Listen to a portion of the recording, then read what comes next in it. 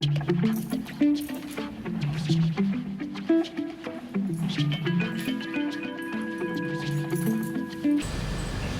चीज़ों में देखिए ऐसे नहीं जाए, क्योंकि कहाँ क्या लिखा है क्या नहीं लिखा है। पहली बात तो सब लिखने वाले बड़े फरेबी लोग होते हैं, वो कुछ भी सच नहीं लिखते हैं।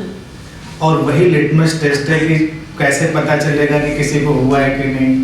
अब किसी ने कठोपनिषद पढ़ लिया तो वो हृदय केंद्र में ही देखेगा, कहीं और नहीं देखेगा। किसी ने कुछ और पढ़ लिया तो वो वहीं देखेगा, कहीं और नहीं देखेगा। ये नहीं है, हमें अपने अनुभव से चलना है। और हर चीज़ के अपने इशारे हैं, अपने सिंबल्स हैं, उन इशारों को समझना होगा। हृदय केंद्र का भी अपना महत्व है। चेतना के रूप से भी, चेतना का मतलब कॉन्शियसनेस, और चेतना का एक और मतलब बड़ा सीधा सीधा मतलब समझें, बड़ा साफ साफ, होश, अवेयरनेस। तभी कहते हैं किसी की चेतना चली गई, चेतना वापस आ गई। चेतना वापस आ गई मतलब होश में आ गई, अब वो फील कर सकता है, बिहेव कर सकता है। तो चेतना, इसीलिए मैं कहता हूँ कि सोल एक्सपीरियंस तो लगातार आपके साथ है। इट्स नॉट रेयर, रेयर बना दिया लोगों ने। आत्मा को खोजो, खोजो कहाँ? जो घर में है उसको खोजो, घर से बाहर निकल जाओ, तुम्हारे हाथ में रखी है। Continuously you are experiencing that consciousness, you are alive, you are conscious, you are experiencing that soul. तो कोई अलग से चीज नहीं है। अब अलग से आप सोचते हैं तो भटक जाते हैं। अब होश की मात्रा जितनी बढ़ेगी अवेयरनेस, उसी तरह से उसके मैनिफेस्टेशन के और उसके काम करने के ढंग आपके पकड़ने आएंगे। शरीर के जो विभाजन है, आगे चक्र पर अलग तरह से काम करेगा होश, हृदय केंद्र पर अलग तरह से काम करेगा, नाभि केंद्र पर अलग तरह से काम करेगा। अब अगर किसी की चेतना नाभि केंद्र पर ठीक ठीक ना हो, नाभि केंद्र पर उसका होश ठीक ठीक ना हो और विकास ना हो, तो कई दुर्घटनाएं घटेंगी। पहली दुर्घटना ये घटेगी कि व्यक्ति के अंदर बहुत सारे भय प्रवेश कर जाएंगे, अननोन फियर्स। यानी कि आमतौर से देखिए लोगों के अंदर है, कोई भी व्यक्ति बड़ा शांत नहीं, सहज नहीं, सब कोई नहीं, क्या होगा, कैसे होगा, तरह तरह के भय। और दूसरा, उसकी जो सेक्सुअलिटी है, जो उसकी कामुकता है, वो डिसोरिएंटेड हो जाएगी अगर नाभि केंद्र पर उसकी ऊर्जा ठीक है। अब हृदय केंद्र की अगर बात करें, इससे कठोपनिषद की क्या बात है, वहाँ चेतना, चेतना का यानी आपकी अवेयरनेस, आपका होश ज़्यादा नहीं है तो आप इमोशनली डिजीज्ड हो जाएंगे, भावनात्मक रूप से बीमार हो जाएंगे। यानी आप बहुत इमोशनल होंगे। और मैं हमेशा कहता हूँ बहुत इमोशनल होना बीमारी। अगर वो ठीक होगी तो आप सेंसिटिव होंगे, आप संवेदनशील होंगे, और आप ज़्यादा बड़े स्पेक्ट्रम में जीवन को महसूस कर पाएंगे।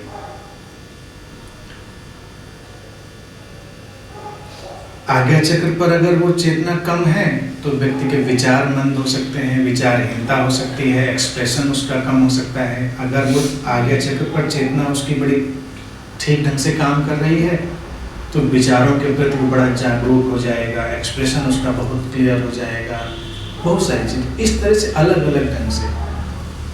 हृदय केंद्र पर कठोपनिषद में इसलिए कह दिया हो, कठोपनिषद यम से नचिकेता का संवाद है, मृत्यु का संवाद है। तो मिस्टीरियसली, यानी कि वो जीवन और मृत्यु के बीच का जो संबंध है वो हमारे हृदय केंद्र से, उसके एनर्जी थ्रेड से खास ढंग से जुड़ा हुआ है। इसलिए आदमी को जब भी कभी मृत्यु का अनुभव होता है वो अपने हृदय को डूबता हुआ अनुभव करता है। उसको लगता है हृदय केंद्र में जैसे सब खत्म हो रहा है, डूब रहा है वो अनुभव। तो इसलिए कठोपनिषद में वो उस चेतना की बात कर रहे हैं। बहुत सारे पहलू हैं। Sometimes यहाँ pulsation सा होता है, what is that? अब पल्सेशन शरीर में बहुत सारी जगह हो सकता है, वहाँ भी है, उसके बहुत सारे मतलब हो सकते हैं। ये फिजियोलॉजिकल भी हो सकता है और कभी कभी किसी एनर्जी इम्पल्स का भी मतलब हो सकता है। फिजिकल बॉडी पे घटने वाली बहुत सारी घटनाओं के लिए हमको एक डिटैच्ड ऑब्जर्वर का काम करना चाहिए। उसके लिए हमको बहुत एनालिसिस नहीं करनी चाहिए, क्योंकि अकल्ट का जो सब्जेक्ट है बड़ा डेंजरस है। कई बार लोग इसको जब समझ के मिस इंटरप्रेट करने लगते हैं तो बड़े खतरे में पड़ जाते हैं। जे कृष्णमूर्ति जी के पास एक बार एक महिला आती थी, उनके कान में कुछ होता था, तो कृष्णमूर्ति ने उसको बहुत आराम से कहा कि डॉक्टर को कंसल्ट कर लो। अब उन महिला को अच्छा नहीं लगा, क्योंकि उनको लगा कि कुछ कुंडलनी का कुछ मिस्टीरियस एक्सपीरियंस हो रहा है, ऐसा किताबों में उन्होंने पढ़ रखा था, तो उनको बुरा भी लगा।